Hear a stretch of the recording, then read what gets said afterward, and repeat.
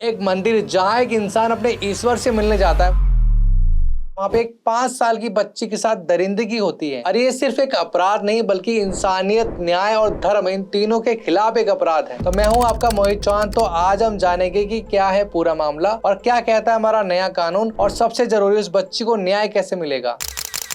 ये घटना आगरा के जगदीशपुरा क्षेत्र की है, जहां पर 18 मई की सुबह एक कॉलोनी के एक मंदिर में 5 साल की बच्ची का मुंह दबाकर उसका किया गया। वो बच्ची चीखती रही, चिल्लाती रही, जब तक उसकी चिल्लाने की आवाज उसकी माँ तक पहुंची और उसकी माँ मंदिर के अंदर गई तो उस आदमी ने उसकी माँ को धक्का दिया और वहां से भाग गया। और ये पूरी घटना मंदिर के सीसीटीवी कैमरे में रिकॉर्ड हो गई। और जब उस नन्ही बच्ची के परिवार वालों ने उस आदमी को पकड़ा और पुलिस के हवाले किया तो पुलिस वालों ने उसको मानसिक रूप से ठीक ना बताते हुए उसके घर वालों को सौंप दिया। और उसके अगले दिन यानी कि 19 मई 2025 की शाम को उसके ऊपर पॉक्सो एक्ट को लेकर मुकदमा दर्ज किया और उसको 8 दिन बाद यानी कि 26 मई को उसको जेल भेज दिया। अगर इन सब में हम बात करें पुलिस की लापरवाही की, तो पुलिस ने बिना जांच करे, बिना कोई डॉक्यूमेंट देखे, बिना कोई मेडिकल रिपोर्ट देखे उस आदमी को मानसिक रूप से ठीक ना बताकर उसको उसके घर वालों के हवाले कर दिया। दूसरी चीज कि अगले दिन मुकदमा दर्ज होने के बाद भी उस सीसीटीवी रिकॉर्डिंग को नहीं देखा गया और ना ही उसको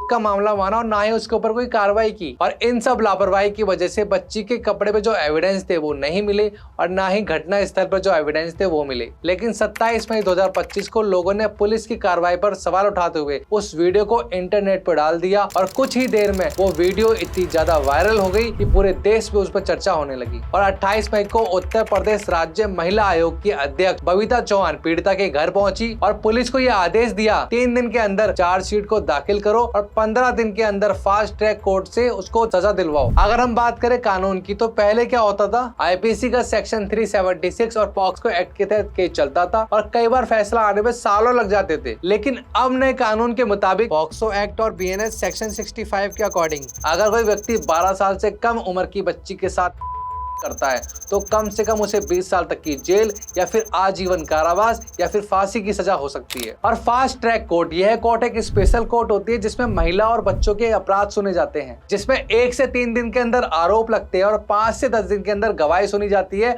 और 2 से 3 दिन बहस होती है और 15 से 30 दिन के अंदर फैसला आ जाता है। तो ये होती है हमारी फास्ट ट्रैक कोर्ट जिसमें फैसला बहुत जल्दी आता है। तो ये तो बात हो गई कानून की। अगर हम इसे धार्मिक नजरिए से देखें तो मंदिर हमारे लिए सिर्फ एक इमारत नहीं बल्कि आस्था का केंद्र, शांति का स्थान और धर्म का प्रतीक है। जब वहीं कोई बच्ची दरिंदगी का शिकार होती है तो ये सिर्फ एक अपराध नहीं बल्कि धर्म का भी अपमान है। मनुस्मृति में भी कहा गया है, यत्र नारास्ते पूजन्ते रमन्ते तत्र देवता, यानी जहाँ स्त्रियों की पूजा होती है वहीं देवता वास करते हैं। इस घटना ने नारी का नहीं देवत्व का अपमान किया है। ऐसे आरोपी को न सिर्फ कानूनी बल्कि समाज, धर्म, इन तीनों से दंड मिलना चाहिए। और यही तरीका होना चाहिए, जल्दी से इन्वेस्टिगेशन और फास्ट ट्रायल और कड़ी से कड़ी सजा। और अगर हर केस में यही मॉडल अपनाया जाए तो लोग अपराध करने से पहले 100 बार सोचेंगे। और अगर आपके आसपास ऐसा कुछ होता है तो आप तुरंत 112 नंबर पे कॉल करके या फिर नीचे दिए हुए नंबर पे कॉल करके उनकी कंप्लेंट कर सकते हो। और इस वीडियो को ज्यादा से ज्यादा शेयर करें ताकि इस बच्ची को न्याय मिल सके और भविष्य में कोई भी बच्ची इस दरिंदगी का शिकार ना हो। मिलते हैं अगली वीडियो में न्याय, ज्ञान और बदलाव के साथ। और जानकारी के लिए चैनल को सब्सक्राइब करना मत भूलना। जय हिंद, जय भारत।